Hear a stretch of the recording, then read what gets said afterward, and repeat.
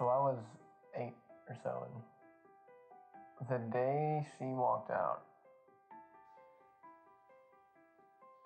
I don't remember what day it was, I just remember it happening, and I was playing PlayStation, like the original gray little square PlayStation. You pop the tray up and put the disc in, and I heard my parents fighting upstairs, and I didn't know what that was about. And I go to look up the stairs, and I see them fighting, and I hear them fighting, and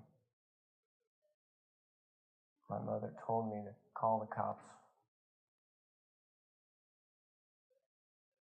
I hesitated, and I had to make a choice there, or I didn't realize I was doing this, but I had to pick my mother or my father, and she made me make that choice.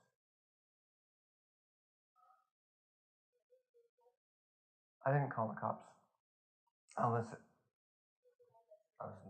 confused. I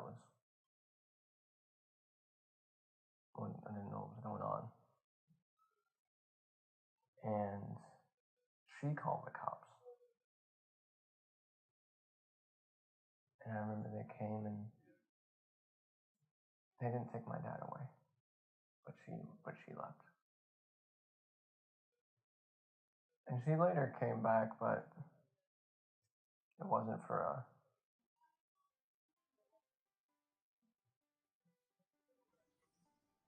it wasn't like she was coming back to be a mother again.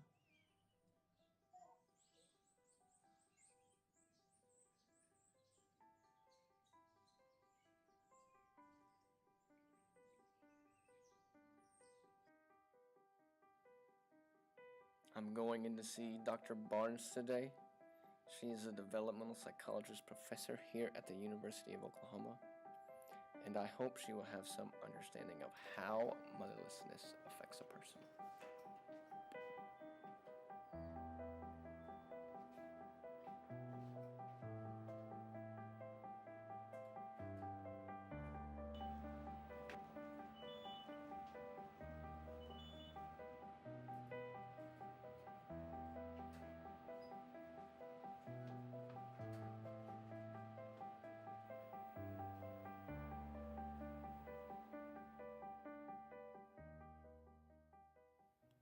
Attachment theory tells us two things.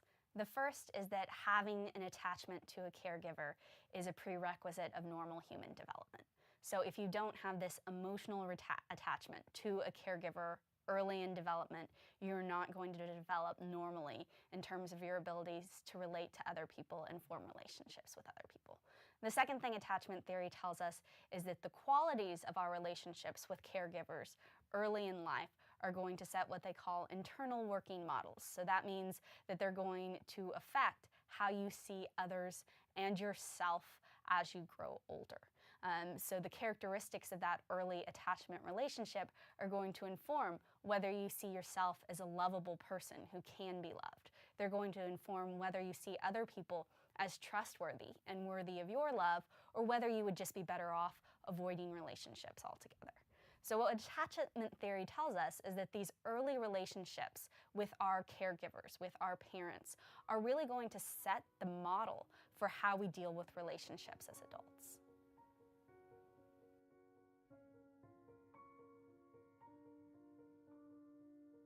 I remember back in the 5th grade, we had just moved, my family had just moved, and I was a new kid at school again, and one of my classmates, Amanda, I still remember her name, she came up to me during one of my first recesses there, and she invited me to play with her and her friends during recess, but I looked at her, I didn't really trust her, I didn't really know her, and I said no thanks. And I lost a friend then, I think, in that moment.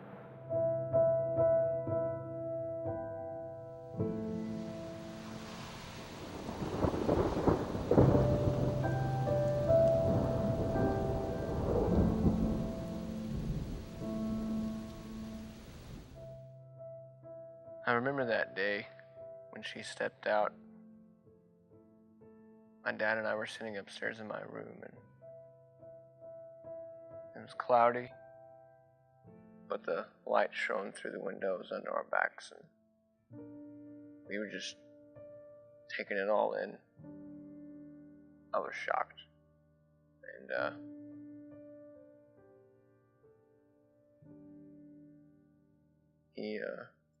he told me it wasn't my fault, and that has stuck with me to this day. I think about it sometimes, and it keeps me out of the rut, keeps me going, really.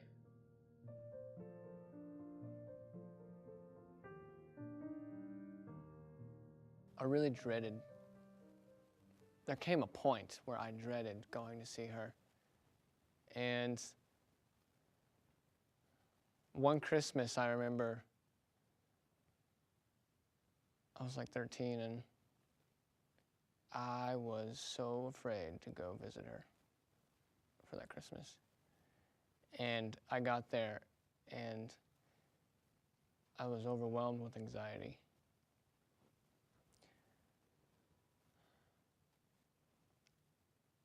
And nowadays, the thought of me visiting her or her coming to see me for a big event in my family, I have anxiety and fear at the thought of seeing her. Faith, family, and friends really help me from just not being miserable all the time. And faith makes friends family, and by faith I mean Jesus. And some of my closest friends in college have really helped me out. We got Josh, whose spirit animal is basically Beaker from the Muppets. And Andy, I always asked him for rides, and he never asked for anything in return. And Michael, he's basically like the little brother I never had, except he's a week older than me. And then there's Clayton, who helped me talk about any of this. I wouldn't be able to acknowledge this if it wasn't for his influence in my life.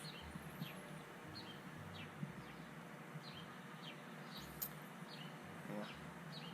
He helped me realize that I have baggage, that everyone has baggage, but some of us don't acknowledge it till our midlife crisis.